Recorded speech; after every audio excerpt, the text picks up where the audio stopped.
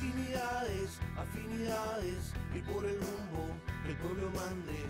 Latinidades, afinidades, que sepa el mundo, llega la patria grande. Llega la patria grande, un grito que se expande, el sable que se blande contra el blando y ese plan de dominación y fraude, sin traiciones que defrauden, puños que se cierran para que la convicción se guarde. Latinoamericano, cuestión geográfica, Latinoamérica hermano, integración empática frente a cotización, la concientización de la indignación hacia la digna acción en práctica. Latinidades, afinidades y por el rumbo el pueblo mande. Latinidades, afinidades, que sepa el mundo, llega la patria grande. La patria grande.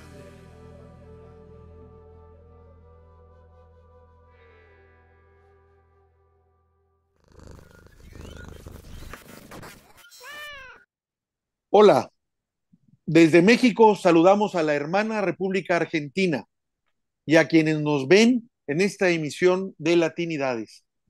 Gracias por acompañarnos. Lo que sucede en el país andino nos preocupa porque afecta a toda la patria grande. Los exabruptos del presidente Javier Milei, sus insultos y ahora la colaboración estrecha que se está dando con el Comando Sur en zonas estratégicas de Argentina es para analizarse y entender por dónde van las cosas. Para hablarnos de esto, nos acompaña un político argentino y víctima del lawfare. Roberto Barata, gracias por estar aquí con nosotros este día. ¿Qué tal, Héctor?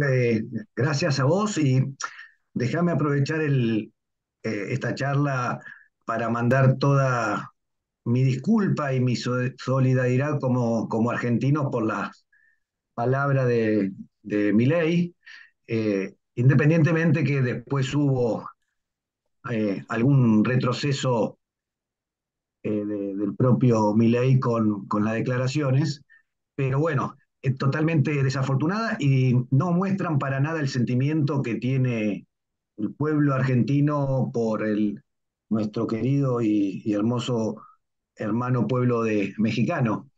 Y también las acciones tomadas por el gobierno de Ecuador con la invasión, incumpliendo absolutamente cualquier marco legal internacional, todas las normas internacionales, irrumpiendo en la Embajada de México. Son momentos difíciles que nos toca vivir. Aquí en la Argentina está, por supuesto, más agravado por el gobierno de derecha que estamos teniendo, que es una consecuencia también de errores propios que el gobierno nacional y popular ha tenido. Eh, y lo del Comando Sur, para no escaparme de ese tema, también tiene que ver mucho con otras decisiones que se están tomando acá en la Argentina. Por ejemplo, el abandono de la construcción de la cuarta central nuclear. Como bien sabes tú, Argentina es un país que está dentro de los 8 o 10 eh, principales del mundo en cuanto a la generación de energía nuclear, con larga historia a partir de la década del 50. Y más allá de la generación eléctrica, porque muchos, Héctor, ven a la energía nuclear el fruto último, que es la generación de energía eléctrica. Pero también es un proceso de soberanía muy grande eh, el poder desarrollar eh, la energía nuclear con fines pacíficos, por supuesto, ¿no? Eh, y Argentina ya lo perdió en los años 70, cuando los militares tomaron el gobierno, y en los años 90, después con el gobierno de Carlos Menem, que intentó incluso privatizarlos. Eh, Argentina está perdiendo grados de soberanía muy importantes en distintas partes, Y una de esas que, aunque se note poco o resuene poco, es la parte nuclear. También se ha anunciado eh, el abandono del reactor Karen, que es un reactor nuclear de generación eléctrica también de baja potencia, eh, que permitía no solamente generar energía de punta, sino también llevar soluciones a aquellos pueblos, sobre todo, que están alejados de los centros de consumo eh, y que no tienen energía eléctrica de modo eh, seguro, no tienen seguridad en la energía eléctrica por la lejanía a los centros de consumo y a los lugares de generación. Y bueno, también la decisión que ha tomado en base a lo acordado con el gobierno de Estados Unidos es el abandono de ese reactor nuclear de baja potencia. Y ya te digo, va mucho más allá de la parte de generación eléctrica, sino que va hacia un tema eh, de tecnología de punta como es el manejo de tecnología nuclear, con fines pacíficos, por supuesto. Y tiene mucho que ver también con el tema salud. Argentina desarrolló no solamente la energía nuclear para generación eléctrica, sino que también para la fabricación de radioisótopos que son utilizados para la detección del cáncer y también son utilizados después para distintos fármacos en los procesos, digamos, de terapia de la lucha de las personas contra el cáncer.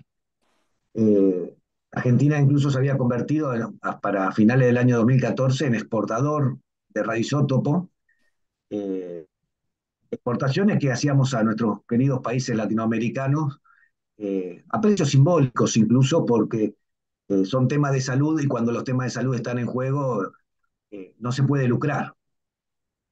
Esa tecnología nuclear aplicada a la medicina nuclear, también ha sido frenada. Por supuesto que grandes laboratorios, sobre todo dedicados a esto, están saltando en una pata y están más que contentos. No tiene nada que ver eso con la parte, digamos, de la soberanía de defensa, sino con la parte de salud y el negocio de grandes laboratorios, ¿no? O sea, hay un proceso de desintegración eh, que abarca primero a la sociedad en sí, con un proceso de fragmentación de la sociedad. Este proceso comenzó con los medios hegemónicos eh, bastardeando cualquier política nacional y popular que asigne o dé más derechos a aquellos que menos tienen. Eh, y por supuesto que esto se aplicó primero sobre las políticas públicas, denostando a estas políticas públicas, eh, diciendo que no hacía falta que el Estado esté, digamos, subsidiando eh, a alguna persona que lo esté necesitando por distintos motivos, pero también eh, esto tiene que ver con la difamación con lo que vos muy bien dijiste, del famoso lawfare que se dio sobre todo acá en la Argentina y también en Brasil. Se ha visto también todo este proceso o este procedimiento que se dio casi en simultáneo en Argentina y en Brasil. Después tuvo algunos focos también en Bolivia con Evo, pero bueno, fue de otra forma, fue más violento, y con Correa en Ecuador. Eh, este eje de derecha, eh, o estos intereses, que vienen a colonizar de otra forma a nuestros países. Eh, la colonización va mutando a través de los años y se va ayornando a distintas realidades que van contando incluso con los medios de comunicación. Hoy sería imposible pensar en una dictadura como fue en los años 70 y principios del 80 acá, porque sería casi imposible, imperdonable, que volviesen a aquel famoso esquema de desaparecer a las personas. Hoy por hoy las tecnologías hacen eso casi imposible. Pero si lo pudiesen hacer, lo harían, ¿eh? No lo hacen porque quedan demasiado expuestos. Entonces, van ayornándose y buscando otra forma para atacar a los gobiernos nacionales y populares, pero sobre todo también a aquellas personas que enfrentan a esos grandes intereses que vienen a quedarse con nuestros recursos.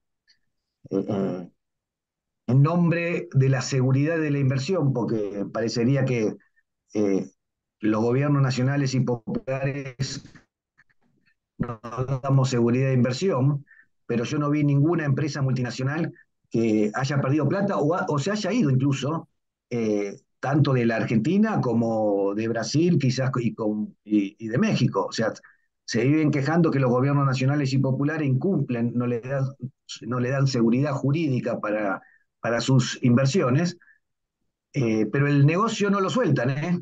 Lo pelean y se lo quieren quedar, a pesar de los grandes incumplimientos que tienen. Nosotros acá en Argentina, en el año 2004 y hasta el 2015, bueno, recuperamos el espacio radioeléctrico, que había una empresa estadounidense, Thales Spectrum, a cargo del espacio radioeléctrico. Recuperamos el correo argentino, que estaba en manos de Macri. Recuperamos la empresa de aguas, que estaba en manos de los franceses. Recuperamos Aerolíneas Argentinas, que estaba en manos de españoles, y recuperamos la mayoría de YPF, ni más ni menos. Eh, Ahora, cuando digo recuperamos, no es que se nos antojó decir, bueno, el Estado debe recuperarlo porque si no, había grandes y serios incumplimientos de estas concesiones, de estas empresas privadas que tenían las concesiones de estos servicios públicos, y estos incumplimientos hacían que los ciudadanos tuviesen un paupérrimo servicio. Sobre todo, por supuesto, que en las zonas más humildes donde tenían la concesión, el servicio era peor y ellos solamente trataban de dar un servicio satisfactorio en aquellas zonas de mayor poder adquisitivo y relegaban cualquier tipo de inversión en aquellas zonas humildes, como si la gente no pagase la factura, como si hubiese ciudadano de primera y ciudadano de segunda. Bueno, eso hacían servicios de primera y servicios de segunda. Mira, ese problema lo he visto yo en toda América, cuando se privatiza un servicio. En primer lugar, lo que logras es que el grupo que se apropia de ese servicio, recurso del Estado o patrimonio del Estado, se hace millonario. Eso me queda claro. Nunca los he visto que pierden. Y si llegaran a perder, en algún caso se dio aquí, cuando se empezaron a privatizar las carreteras que les fue mal, el gobierno la rescata con dinero nuestro todavía, a pesar de que te explotan. O sea, si no le sale el negocio, todavía la rescatan con dinero nuestro. Pero en términos generales, no conozco algún servicio que sea más eficiente y más barato que como lo tomaron estas empresas privadas. No hay uno solo. Lo vemos aquí en el servicio de gas natural, que es una empresa española, que ¿Cuál? es ¿Qué empresa? la famosa Naturgy, Sí, de Gana Natural España, Fenosa. de Sí, sí. Fenosa, en la que Felipe González, Acá también está. Acá también está. también está. Bueno, aquí a nivel estatal éramos Sí. dueños, se vende siempre los bienes estatales con el argumento de que son cada vez más malos, más ineficientes y que va a llegar una empresa privada a eficientarlos y a cobrar más barato. Porque en el proceso de administración que van a llevar a cabo siempre va a resultar en beneficio del consumidor, en este caso o del cliente, porque en ese momento pasamos a ser clientes. Pero nunca ha sido así.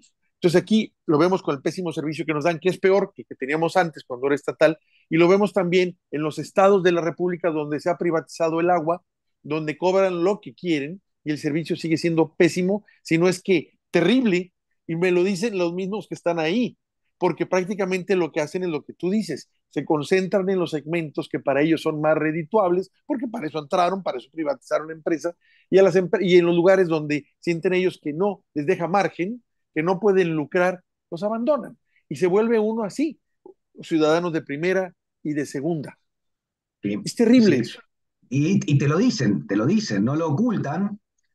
Eh, y, y además, acá salvo en un sector que fue en el sector telecomunicaciones, donde debo reconocer que hubo desde la privatización de los años 90 eh, y hasta la fecha, hubo una fuerte inversión, sobre todo también teniendo en cuenta el cambio de tecnología, ¿no? Hoy estamos hablando, teniendo esta video por chat, tenemos celulares y demás. El, digamos que el único sector que se ayornó, ganando plata, por supuesto, ¿no? Ganando mucha plata, eh, fue el sector de las telecomunicaciones. Pero el resto, llámese distribución de energía eléctrica, distribución de gas, distribución de agua, que fueron también concesionados, ninguno mejoró, todo empeoraron y, y los fierros, para decirlo de cierta forma, los caños, los cables, son los mismos que había puesto cuando estaban a cargo del Estado Sí, Nacional, sí. con la excusa de que van a ser mejor administrados por un privado que por personal, digamos, llamémosle, del Estado. Bueno, acá, desde que se recuperaron, eh, pasó el gobierno de Macri, después pasó el gobierno de Alberto Fernández, eh, las empresas recuperadas o reestatizadas en ningún momento dieron pérdida. Pero a ver, y si dan pérdida, no está mal, porque acá nos asustamos o nos hacen asustar, o como si fuese una mala palabra, cuando alguna empresa de servicio, de luz, gas o incluso de ferrocarril, da pérdida. Y se olvidan que primero que es un servicio, segundo que en muchos países europeos de los que incluso vienen estas empresas que hoy por hoy tienen las concesiones, esas empresas reciben incluso subsidio de los estados europeos. Segundo, que es una política de Estado darle subsidio a digamos, determinadas ciudades o determinado nivel adquisitivo, incluso a determinadas industrias. ¿Por qué? Porque si vos querés desarrollar o fomentar alguna industria en particular, sobre todo la que acá llamamos pequeñas y medianas empresas, Ajá. vos le tenés que dar el contexto necesario, y eso se trata del valor de luz, gas y agua adecuados, para que puedan competir con mercadería que viene de Asia o del propio Estados Unidos. ¿Ah? A ver, siempre nos exportan el libre mercado, nos tratan de imponer en Latinoamérica el libre mercado, pero en sus propios países son más cerrados que nadie. Exacto.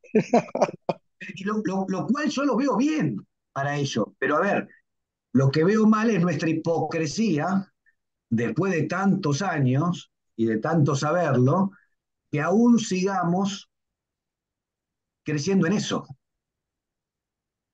Y este es un tema también donde cada uno tiene que hacer su autocrítica y donde las democracias y sobre todo los gobiernos populares o nacionales también tienen que hacer su autocrítica porque en algo estamos fallando en la comunicación de lo que estamos haciendo y sobre todo en recordarle a la gente de dónde habíamos partido y cómo estamos hoy. ¿Tá? Porque cada beneficio o cada derecho que se vuelve a recuperar, es lógico que después de algún tiempo nos olvidemos, porque ya es un derecho adquirido, pero nos olvidamos de lo que nos costó volver a recuperarlo, que no fue fácil. ¿Y por qué se volvió a recuperar? Acá hay un tema donde tenemos que trabajar muchísimo sobre la historia para que nuestros pueblos y sobre todo nuestros gobernantes, para no volver a cometer los mismos errores. Un pueblo sin historia o un pueblo que no recuerda su historia está condenado a volver a cometer los mismos errores. Ante una derecha que va ayornándose a los momentos, eso sí que hacen bien ese trabajo. Ellos Bueno, van, la colonización la van haciendo de otra forma. Por eso digo, hoy no necesitan militares para colonizar nuestros recursos, ni nuestros derechos, ni para precarizar las condiciones de trabajo de nuestros trabajadores o los salarios de nuestros trabajadores. Hay otros mecanismos que tienen a mano eh, que son muchísimo más democráticos que los que utilizaron en décadas pasadas, ¿no? eh, me queda claro que después de Menem, de todos los destrozos que hizo Menem, que recuerdo que incluso el Time, la revista esa famosa norteamericana, lo puso como el hombre del año. A Peña Nieto también lo puso así como el hombre del año. Yo, de hecho, cada personalidad que saque esa revista significa que va a ser un desastre para tu país. Hay que tomar muy en cuenta eso, que claro que les conviene a ellos. Por eso lo ponen, hasta le dan el título del hombre del año, pues sí, porque les entregó todo el mercado. Pero resultan ser patéticos, desempeño deplorable y terrible para cada país. Entonces, ustedes recuperan, de alguna forma, cuando entra Néstor Kirchner y Cristina, y recuperan y cambian todo el esquema que toda en América Latina sabemos cómo les iba a ustedes con el Fondo Monetario Internacional, la pesadilla que vivían con eso, que era de terror, de terror.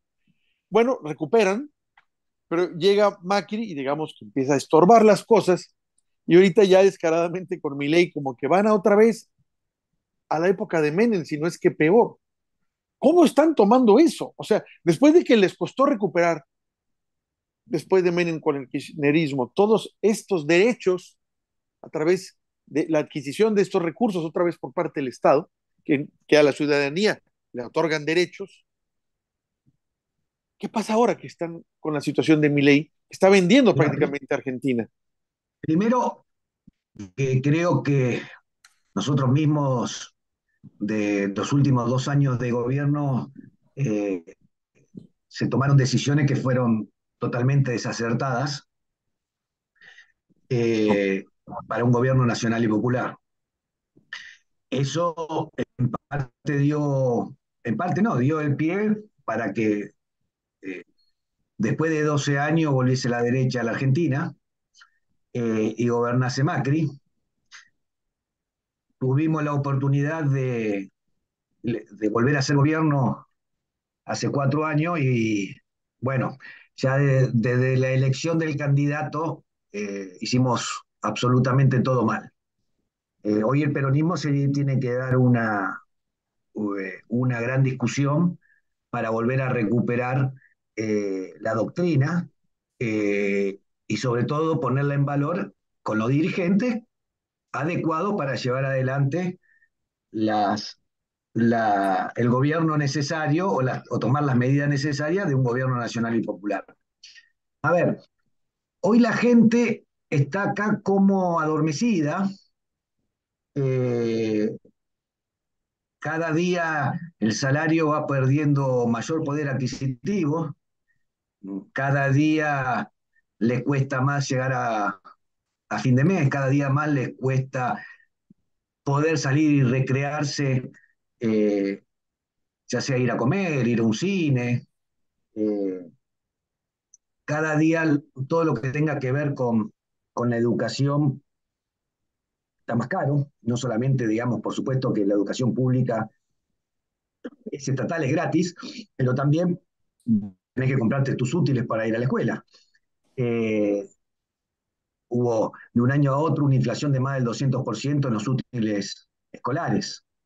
Wow. Eh, y, y los últimos 3 meses, o, o los 100 días de mi ley, los alimentos aumentaron un 150%. Eh, y los salarios aumentaron un 30%, si querés. Todo eso es pérdida de poder adquisitivo. Hubo una devaluación económica que también pulverizó, ayudó a pulverizar el salario de nuestros trabajadores.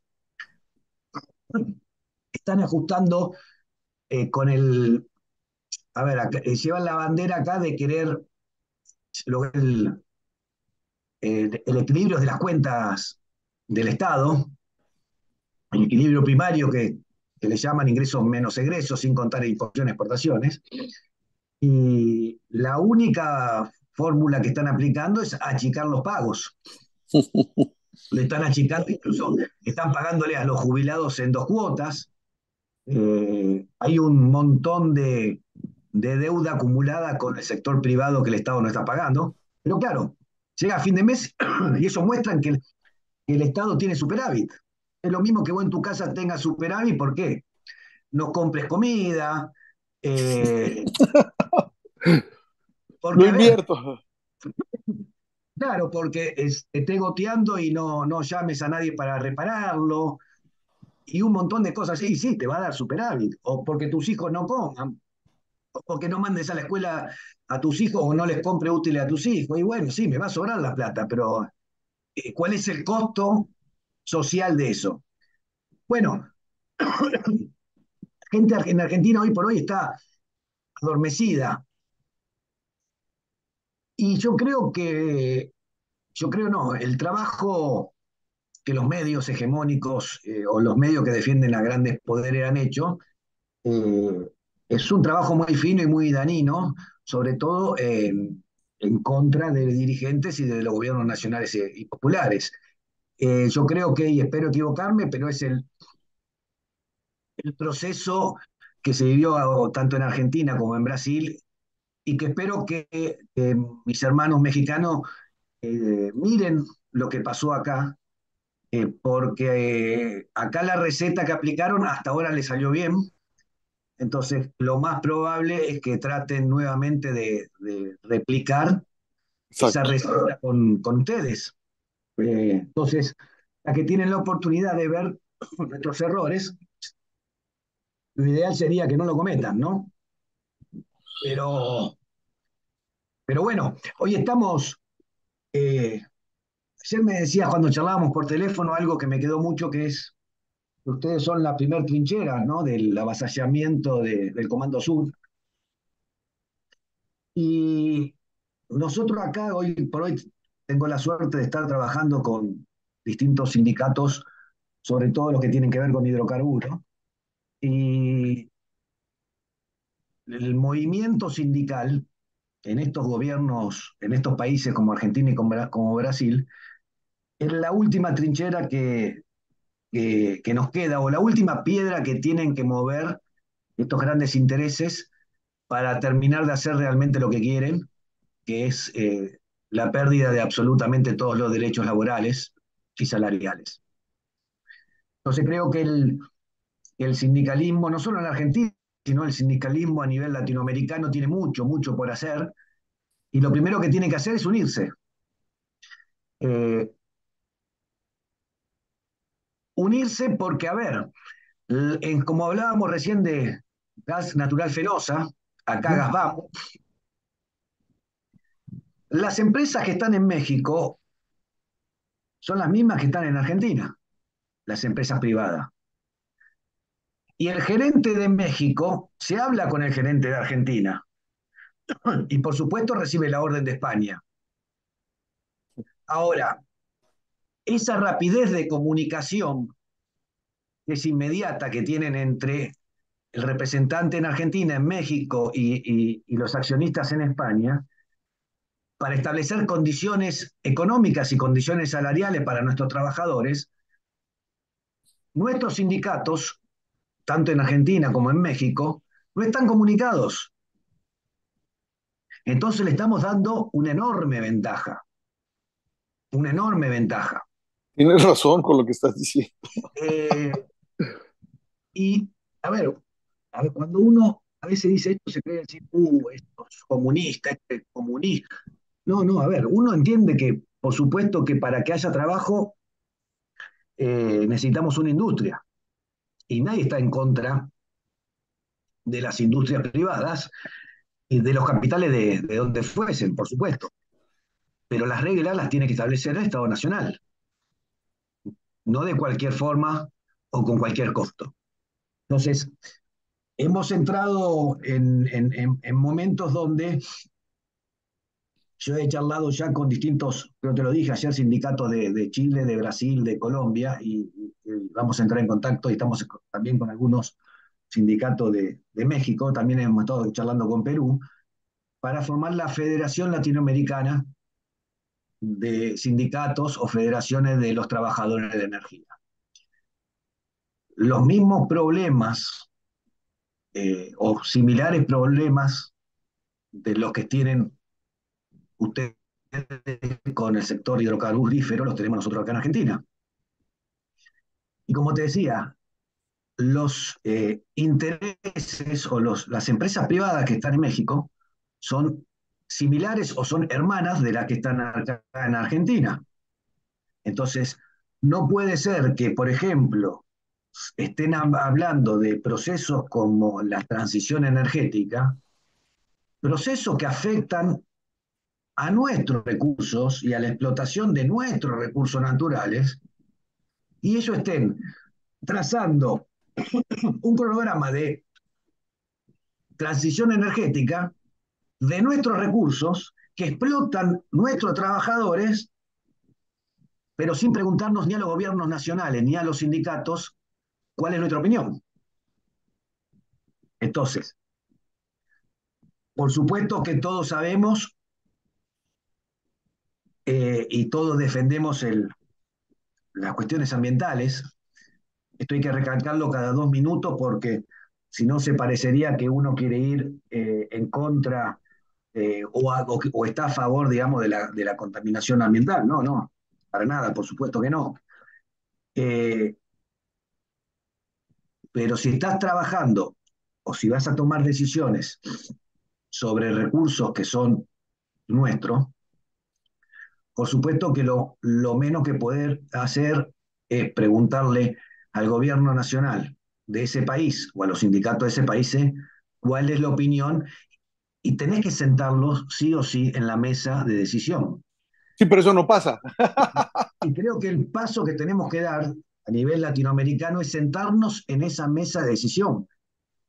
En esa mesa de decisión que está decidiendo, valga la redundancia, es qué día supuestamente o qué año supuestamente se va a dejar de usar petróleo.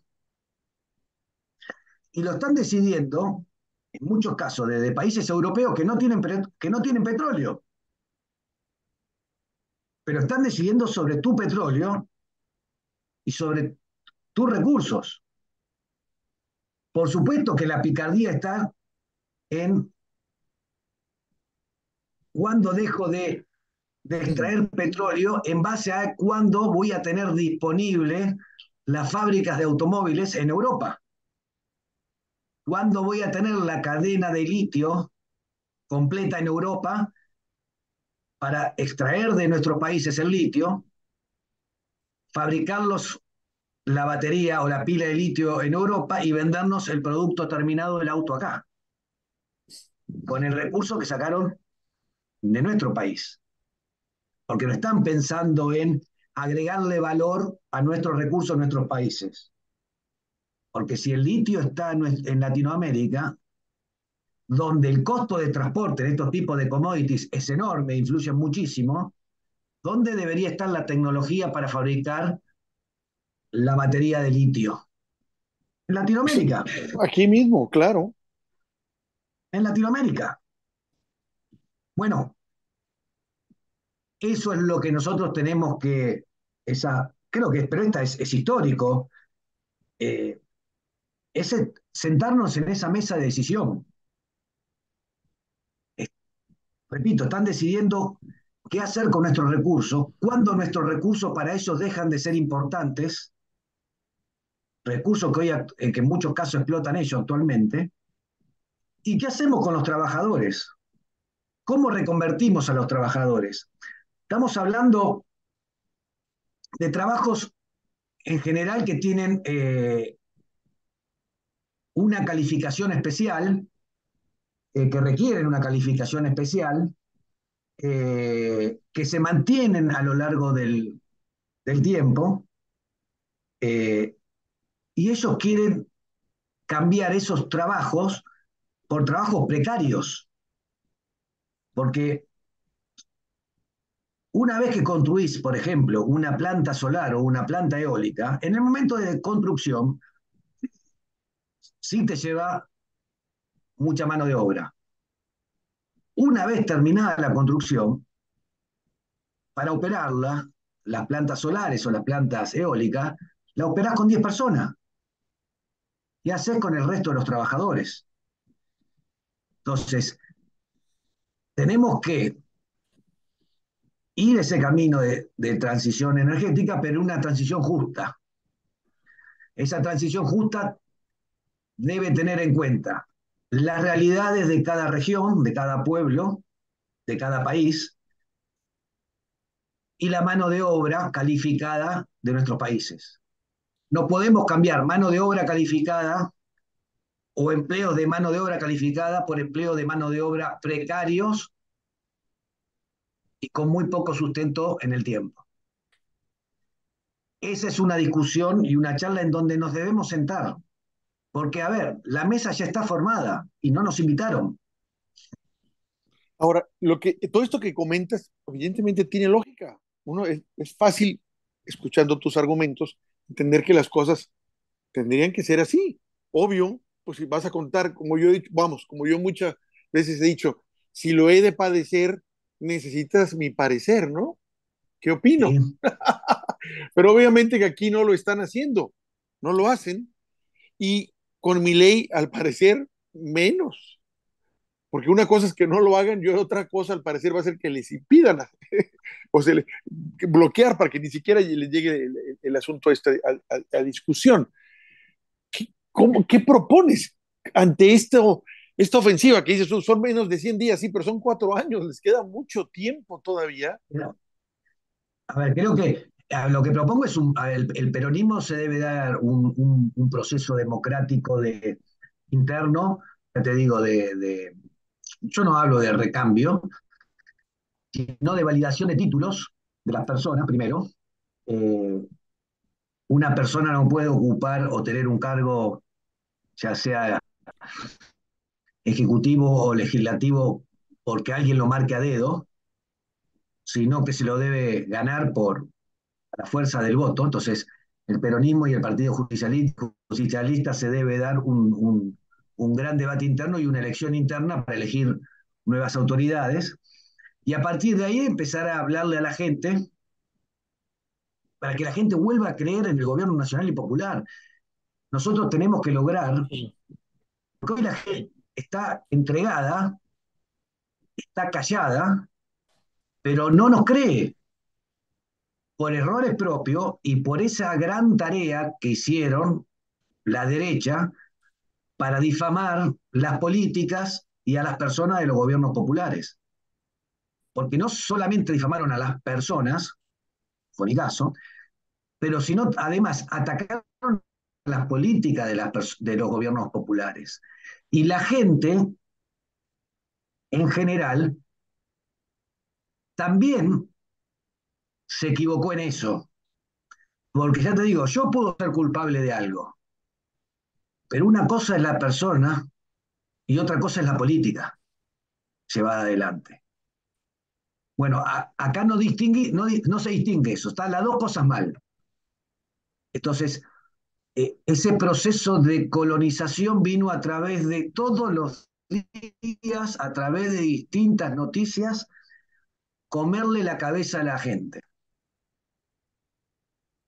instalando supuestos hechos de corrupción, instalando que esos supuestos hechos de corrupción tenían que ver porque esas políticas que ayudaban a la gente estaban mal tomadas, etcétera, etcétera.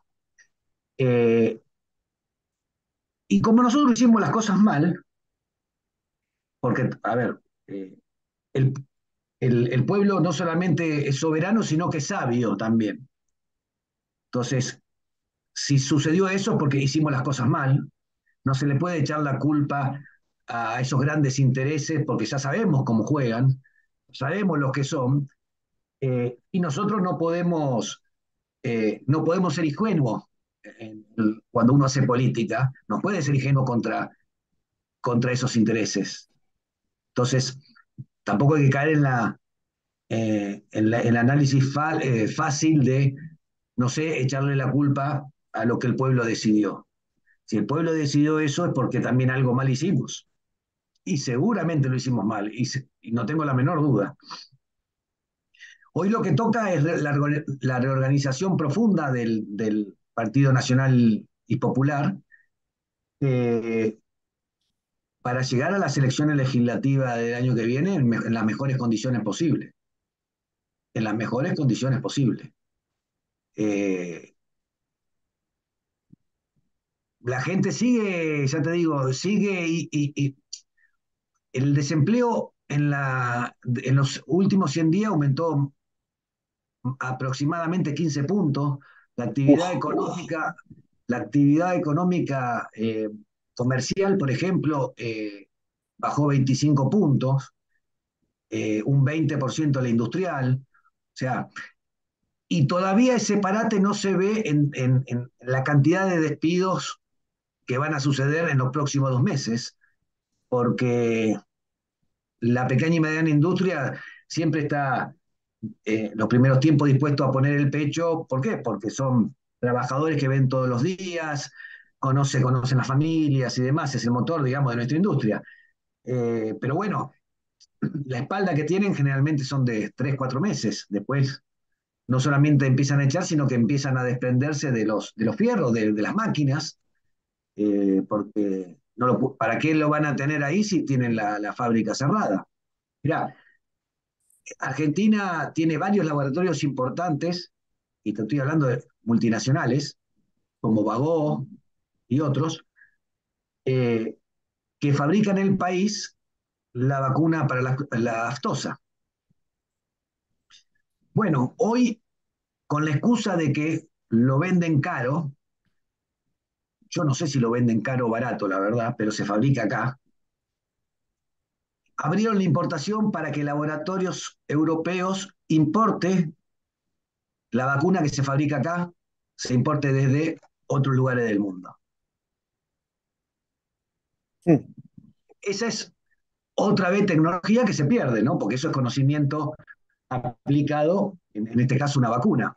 Ahora, si vos crees realmente que estos laboratorios, la vacuna la tienen a un precio muy elevado, lo primero que tenés que hacer es sentarte con los laboratorios para ordenar una mesa como corresponde para que baje los precios. No tenés que abrir la importación para que estos laboratorios, digamos, dejen de fabricarlo y empiecen a echar gente. Tenés otro mecanismo primero para hacerlo. Pero bueno, siempre hay algún interés atrás en contra. eh, y lo que te digo, en este sector de laboratorio que se dio, se está dando y se va a dar en cada uno de los rubros también. Como fue en los 90, la apertura indiscriminada de importaciones ya empezó, y eso destruye la industria y sobre todo destruye los puestos de trabajo. Eh, Todavía no estamos ni cerca de tocar el piso, eh, no solo económico, sino también de pérdidas de derechos laborales y de derechos humanos. Porque también una persona que no puede tener luz, agua o gas porque no puede pagarlo y el Estado mira para el costado, eh, es una clara pérdida de derechos, ¿no? Los servicios, la luz, el gas, el agua, Internet también, hoy por hoy, eh, están dentro de los derechos básicos de cualquier persona hoy por hoy en nuestros países y en el mundo en general. Así que la que nos toca es reorganizarnos internamente y disputar de la mejor forma posible las elecciones legislativas del próximo año. Eh, y en esto que nos une tanto eh, a nuestros hermanos pueblos latinoamericanos es volver o seguir reeditando por sector, pero sin dar ningún paso atrás y todos los días avanzar en algo, la patria grande latinoamericana. Eh, Creo que es un camino que si no nos damos eh, la colonización que vamos a terminar sufriendo va a ser brutal. Vamos a tener una Latinoamérica vivible para un 30%, siendo optimista para un 30%, y el otro 70%, eh, un porcentaje muy grande va a sobrar. Lo único que me duele de todo esto, porque entiendo el razonamiento que me dices, y digo, bueno, pues es lógico que se tengan que reorganizar precisamente para esas elecciones del próximo año, es precisamente eso, que son hasta el próximo año, falta mucho tiempo. Y los destrozos que está haciendo este, como diríamos, este elefante en cristalería, Sí. eh, pues lo está haciendo ahorita. Yo no sé si lleguen al próximo año y en qué No, a ver, condiciones. eh, siempre el pueblo argentino siempre, en eso siempre tuvo músculos. Muchas veces estuvo dormido, pero llega un momento que se cansa y sale a la calle. Pero cuando se cansó tanto, sale a la calle. Eh, y ahí, como pasó en distintos momentos de nuestra historia, no hay vuelta atrás. Eh, Hoy por hoy, el pueblo está sumiso. El pueblo está sumiso. Extrañamente, el pueblo está sumiso. Pero no solo el pueblo, hay muchos también dirigentes con responsabilidades que están sumisas. Eh, lo estuvieron también muchos en la época de Macri. Algunos por miedo, otros por mirar al costado. No importa el motivo, cuando uno tiene responsabilidades políticas, ya sea partidarias o sindicales, cuando toca defender el salario y los derechos de nuestros trabajadores, hay que hacerlo. Eh, y si no, la gente, acá hay una frase que decía, o con los trabajadores a la cabeza o con la cabeza de los, ¿cómo es? Con los dirigentes a la cabeza o con la cabeza de los dirigentes. Una frase de Perón. Eh, Así que se está en ese proceso y lamentablemente no, yo no creo que por la historia que tiene este país y este pueblo ante distintos momentos similares que han vivido, eh, si el gobierno nacional no baja el pie del acelerador o no cambia las políticas económicas, no tiene un buen final esto.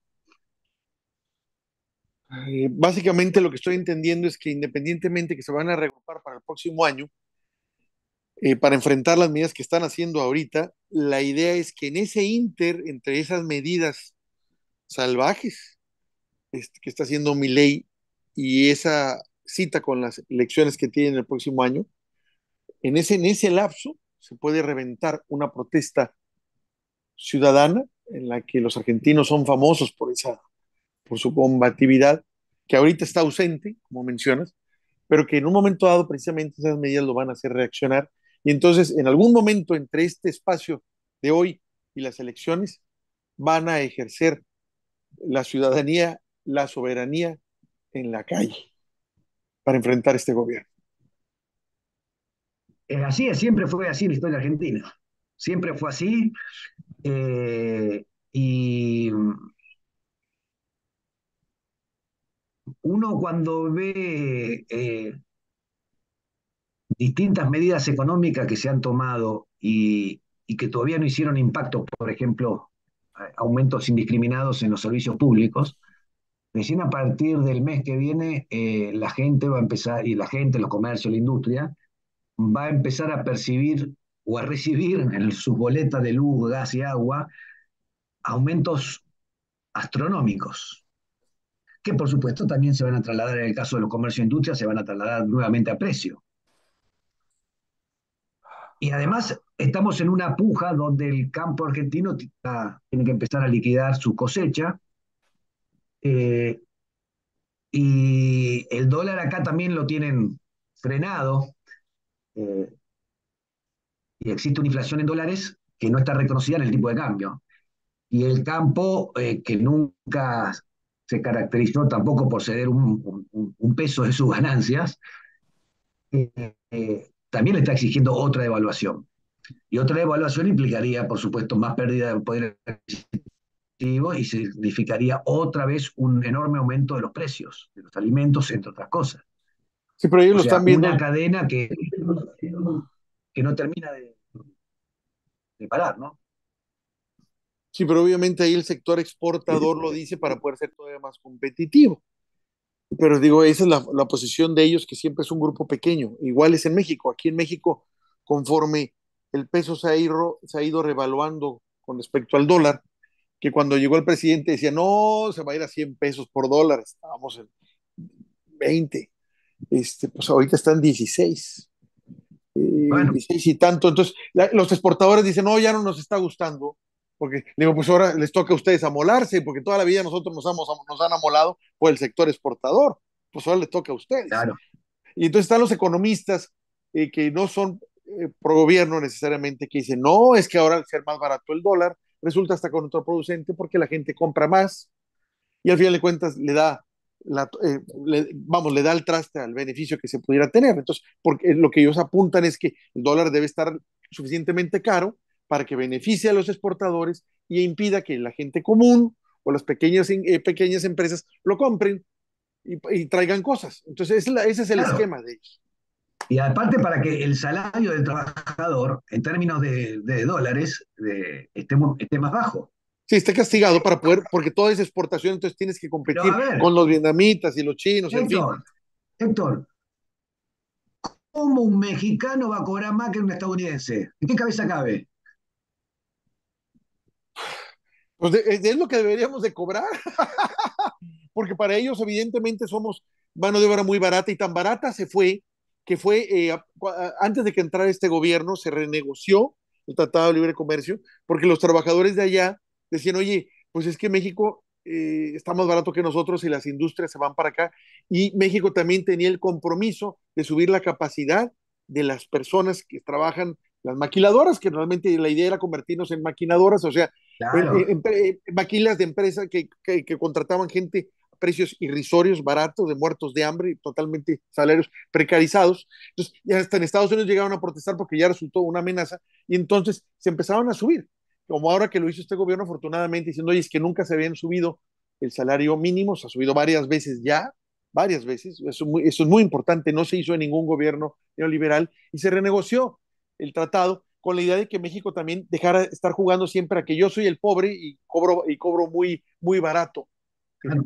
No, pues no era el juego al que nos metió aquí el sistema neoliberal lacayo del de Estados Unidos. Ese fue el punto.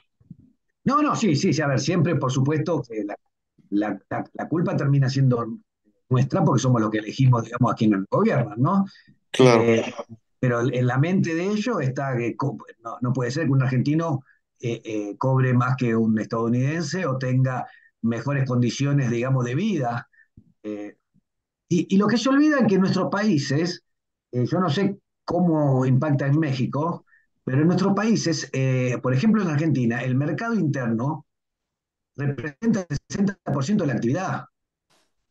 Ah, no, en México, Entonces, las pequeñas y medianas empresas pues, son las que controlan realmente el mercado laboral y son las que dejan abandonados los gobiernos, básicamente. Incluso ahorita batallamos con este gobierno porque hay una inercia neoliberal que está incrustada todavía en las instituciones del gobierno que no fueron renovadas, se renovaron las cabezas, los mandos segundos, pero los terceros y a veces los cuartos no, son heredados de los regímenes anteriores que de alguna forma frenan los cambios y que también estorban para que se puedan hacer, por ejemplo, apoyos más fuertes a las pequeñas y medianas empresas y van todos los grandes.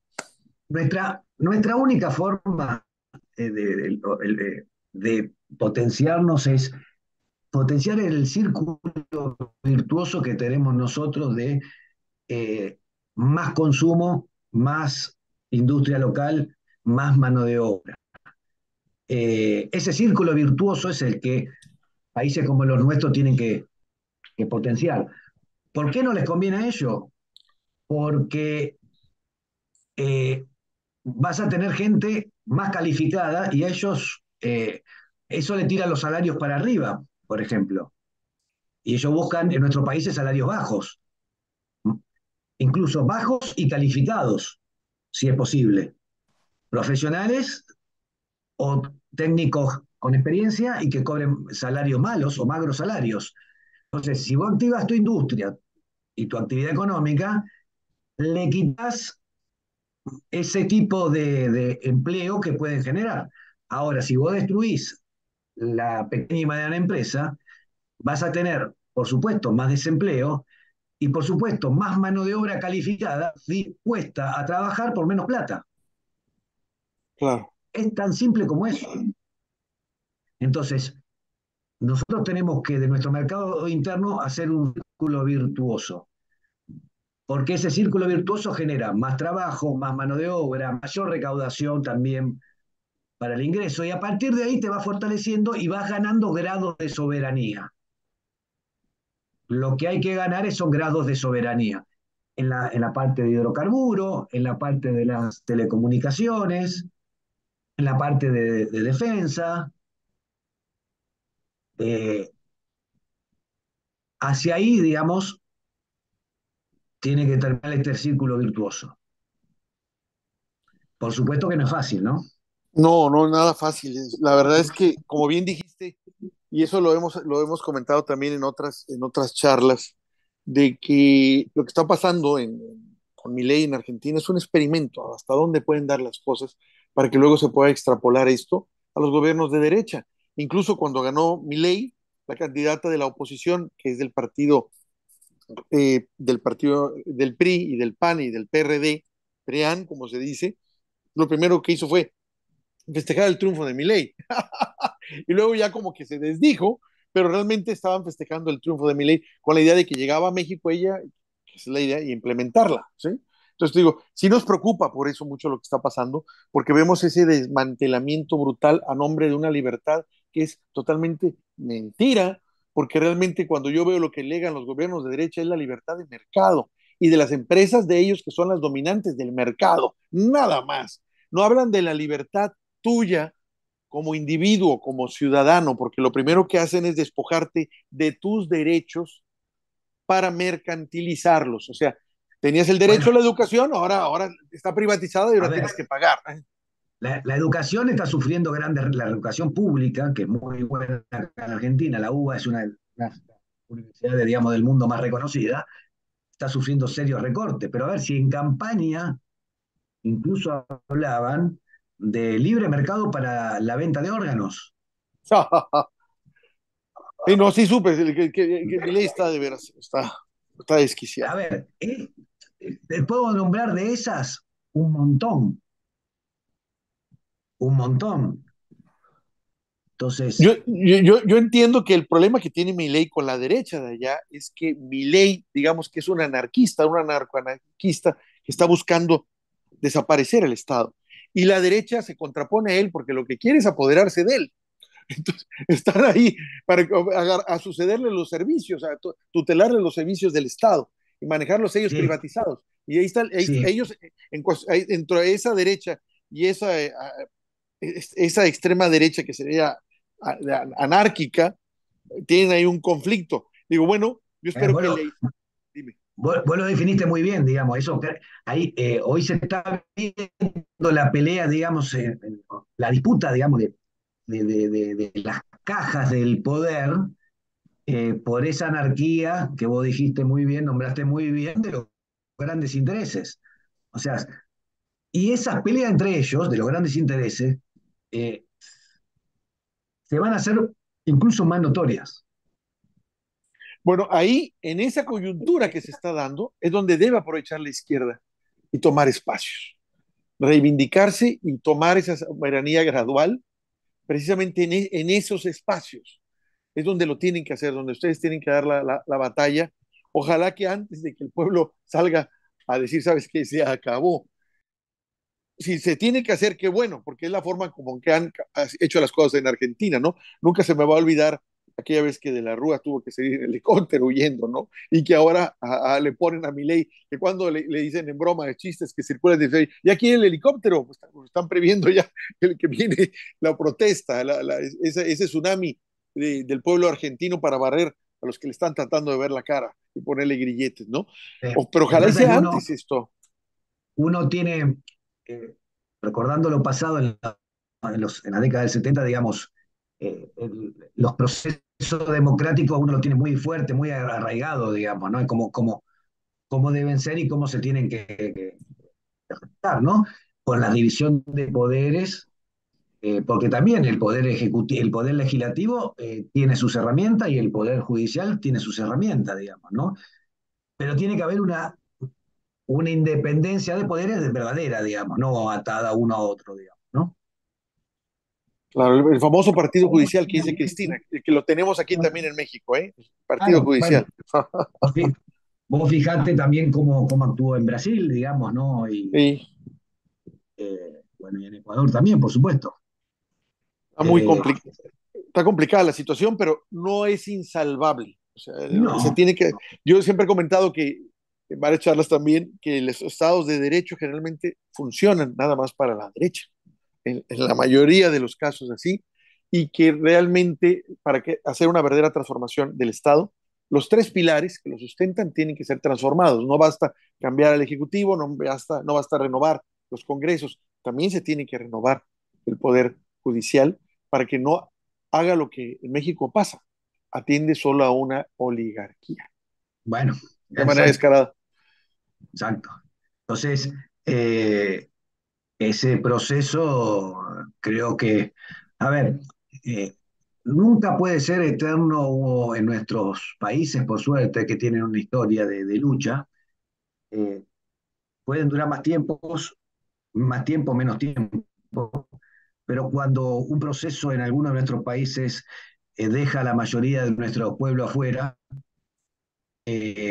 a la larga se termina, a la larga se termina. Lo que pasa es que muchas veces hay que lamentar las formas que se terminan, ¿no? Entonces, esos, eh, uno a veces quisiera, eh, y no porque uno tenga la verdad ni la razón, pero a veces quisiera que la gente recuerde más nuestra historia eh, y así como critica o está enojada muchas veces con razón, por supuesto, con los gobiernos nacionales y populares. Parece que cuando un gobierno de derecha se equivoca, no, es parte, digamos, de lo que puede hacer, puede equivocarse. Ahora, un gobierno nacional y popular no se puede equivocar. Roberto, te agradezco de veras esta charla que nos diste, dura, esclarecedora. Me gustaría decirle que optimista, pero no hay mucho optimismo, salvo pues la lucha que se dé. Ahora sí que ese optimismo también se tiene que ganar. Si no Es haces la que, nada, es no la que pasa toca, es la que toca, es la que toca, Héctor. nada. Y vamos a estar muy atentos, digo, para el caso de Argentina, porque lo que está pasando allá afecta a todos, afecta absolutamente a todo el continente, a toda la patria grande. Y cómo reaccione también el pueblo de Argentina ante este abuso, porque es un abuso. La pérdida de los derechos ciudadanos siempre es un enorme abuso, es una criminalidad. He comentado que la historia de la humanidad la resumo en un pequeño poema que dice que de esclavo a súbdito, de súbdito a ciudadano y de ciudadano a cliente. Así es como nos quieren tener, como clientes, totalmente endeudados a 20 años, planes de 4 años, a 30 años, así siempre con oligopolios y monopolios totalmente arreglados. Entonces, basta ya de eso, basta ya de Lo eso. del fondo, la vuelta del fondo y con esto te dejo, la vuelta del Fondo Monetario acá con Macri no fue casual. No fue que solamente un error de Macri que el fondo dije, bueno, te doy 50.000 millones de dólares. Porque sabían que Macri iba a perder y la única forma de dejarnos, en el buen sentido, eh, eh, Atados, agarrados, atados de atados, manos. era que Macri tome ese crédito de 50.000 millones, porque sabía lo que eso nos condicionaba. Por supuesto que aparte de eso, los 50.000 millones nunca, si vinieron no se sabe dónde están, ¿no? Porque nunca, no aparecieron nunca. Pero bueno, ese es otro tema también. Pero como vos decías, no fue un error de cálculo del Fondo Monetario ni de Macri, ¿eh? Fue un error a propósito para dejarnos nuevamente atados, porque ya habíamos cancelado la deuda, tanto Argentina como Brasil, y claro, habíamos ganado la soberanía económica necesaria para tomar nuestras propias decisiones sin tener que andar explicando nada por ahí. Pues terrible, terrible como nos quedamos, pero vamos a estar atentos a la evolución del pueblo argentino y a los desmanes que va a seguir haciendo de seguro Javier Milei. Pero como decimos aquí en México, hay un refrán, dice, el valiente vive hasta que el cobarde quiere, Sí. hasta que el cobarde, ¿sabes qué? Se acabó y ahora sí nos vamos. La única forma, al parecer. Y ustedes tienen un largo historial al que desde América Latina envidiamos y ahorita en este momento apelamos para que puedan ustedes también en este momento ser ejemplo para toda la patria grande. Te agradezco esta charla de corazón, Roberto, y nos estamos viendo y estamos en contacto. Te vamos a convocar conforme avancen los acontecimientos allá en Eh, tu país. Gracias, gracias Héctor y a todo, no solo a México, sino a todos los hermanos latinoamericanos que te escuchan, que te siguen. Te lo agradezco mucho y que tengas buen día allá Igualmente. en Argentina. Gracias, gracias por todo.